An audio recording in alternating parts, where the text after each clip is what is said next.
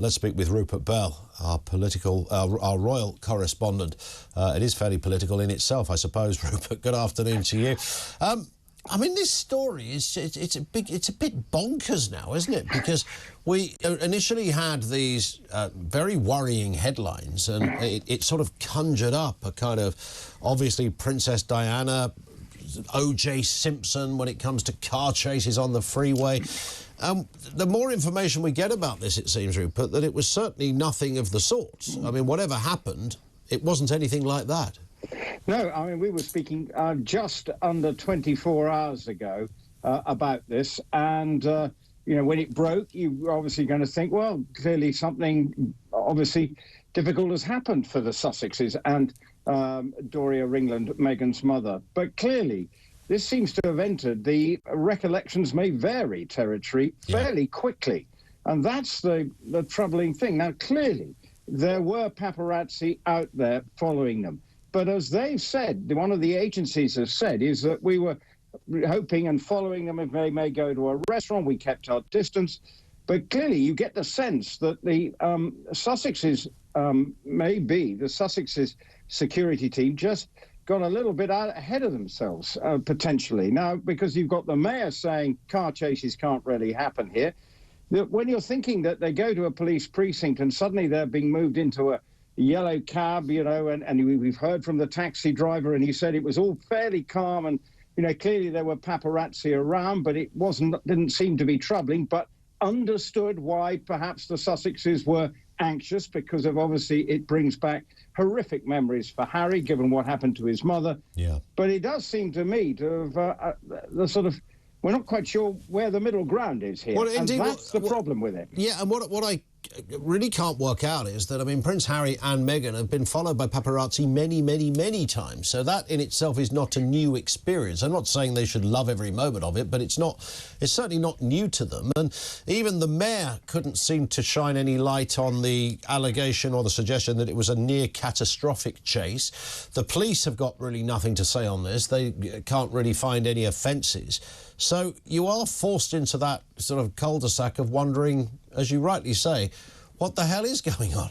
Yeah, and have the Sussex's PR statement, you know, by using the word near catastrophic, they've, you know, that sounds horrendous. You know, there was a lot going on. Well, they obviously did, but this doesn't seem to be backing up by the various authorities, the police, the mayor, who are investigating, and indeed the agencies who were following them. Now, they're quite used to, in America, it would seem, you know, following a list celebrity somewhere to go and get them maybe coming out of a restaurant. It sort of almost goes with the A-list territory in America. But obviously the sensibilities of the Sussex surrounding having people following them is a very different beast than perhaps some other people, given the history. And that's the problem. And of course, there's the backdrop of the security discussions in this country that Harry's having. So there's a lot at play here, but clearly you get the feeling that somewhere in the middle ground that maybe there's a little enthusiastic press release come from the Sussexes, which perhaps doesn't quite reflect the situation, although clearly they were felt troubled enough. And the timeline was they left at 10:20, they get to their friend's house at 12:30 by this circuitous route. But clearly, the paparazzi and people are saying that we did respectfully keep our distance. But again, the facts, as I say, are unclear. I thought that the words of Ken Wolfe were interesting, of course. He was, just remind me on this, is Ken Wolfe the same protection officer that was famously photographed at the Alton Towers ride with Diana and the princes? You've sprung that one me on, Ian, so I'll... you can pass on that one. I seem to remember a very famous picture of them coming down the log flume or something, and, you know, the water splashing.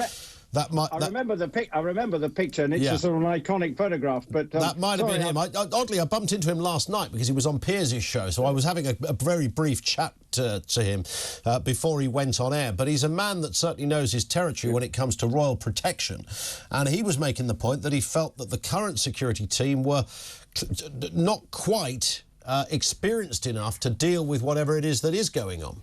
Yeah, well, clearly, now he lives in America, he has his own set of people around him.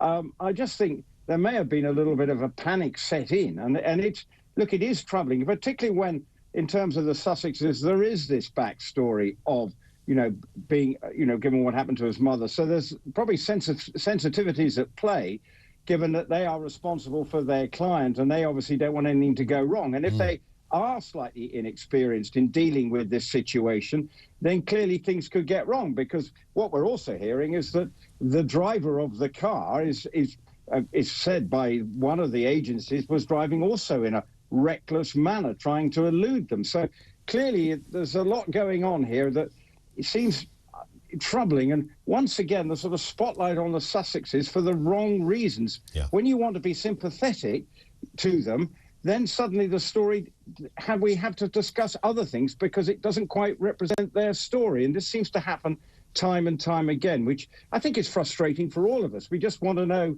the facts and stick to them. And clearly, if there was a problem, then deal with it with the local authorities and the local agencies. And I don't for one second suggest they're meant to enjoy being followed by people. I'm sure sometimes it's rather convenient and it's pretty helpful for whatever it is they're doing. But I get that. They're allowed to be a bit miffed and go, oh, for God's sake, we only went to an awards thing and they're still... I get that. But then press releases about a near-catastrophic car chase when there appears to be little or no evidence to back that up is, I think means they slightly lose the dressing room on this one, Rupert. Yeah, and they have lost the dressing room on a number of occasions, and, this is, from the Oprah interview, then the various facts came out that didn't quite bear up. In the Netflix documentary, they were using footage of various things that they said were happening, but actually weren't anything to do with them or to do with Prince Harry. So clearly they've not always played straight with everything. So it's very difficult, and that's the problem for them. If they're going to try and get on the PR front foot, then you must make sure that everything stacks up, because we do know they are going to be scrutinized with, and that's why police were immediately contacted for a statement, and clearly it's, that's why it's a frustrating thing, I think, for all, and probably the Sussexes are equally frustrated. Indeed. A word while you're with us, Rupert. The Treasury have just announced the cost of Queen Elizabeth's funeral. This was £162 million.